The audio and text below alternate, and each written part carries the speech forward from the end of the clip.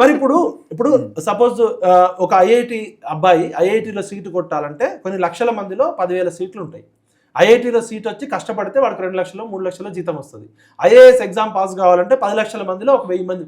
వీళ్ళు నటన ఉంది, నటనకి 300 కోట్లు 400 కోట్లు. మరి జూనియర్ ఎన్టీఆర్కోను చిరంజీవికో పవన్ కళ్యాణ్కో మహేష్ బాబుకో నాగార్జునకో 400 కోట్లు 100 కోట్లు రెవ్యురేషన్ అయింది ప్రభాస్కి. అదే నటన అంతకన్నా గొప్పగా చేసిన మామూలు నటుడికి ₹1 కోటి కూడా ఇయ్యారు ఎందుకు?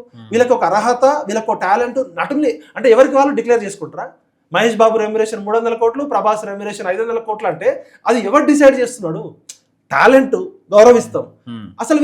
అసలు వీళ్ళని హీరోలను పిలవద్దు. హీరోలను పిలుస్తున్నారంటే ప్రజలు బానిసలు అని అర్థం.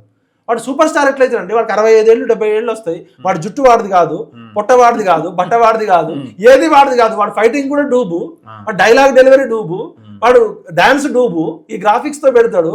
వాడికన్నా సిగ్గుండాలి. నాకు 60 ఏళ్ళు 70 ఏళ్ళు వచ్చినాయి, నేనెట్లా సూపర్ స్టార్ అయితే వంగితే లేస్తే కూర్చోలేనని.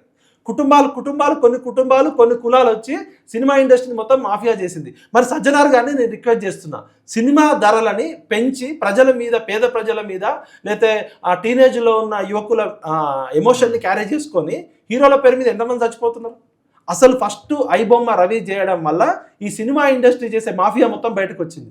చిన్న సినిమాలకి థియేటర్లో దొరకవు, చిన్న ప్రొడ్యూసర్ల సినిమాలు ఆగిపోతాయి. 100 సినిమాలు బయట తీస్తే ఒక సినిమాలో 2 సినిమాలు వస్తాయి. వీళ్ళంతా ఒక మాఫియా కదా. ఒక సురేష్ బాబు ఫ్యామిలీయో, రామానాయుడు ఫ్యామిలీయో, ఒక చిరంజీవి ఫ్యామిలీయో, వచ్చిన డబ్బులతోని 4-5 కుటుంబాలు కబ్జాలు, కథ, ఇన్ఫ్లుయెన్స్. అసలు 300 కోట్లు తీసుకునే పెర్ఫార్మెన్స్ ఎవడిచ్చిండు వీళ్ళకి?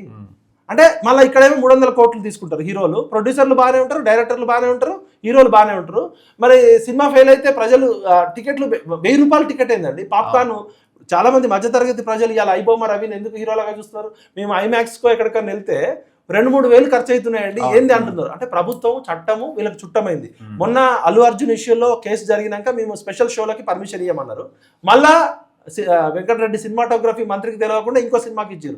అంటే అసలు వీళ్ళు దొంగలు, వీళ్ళు ప్రజల బలహీనతను దొంగతనం చేస్తున్నారు.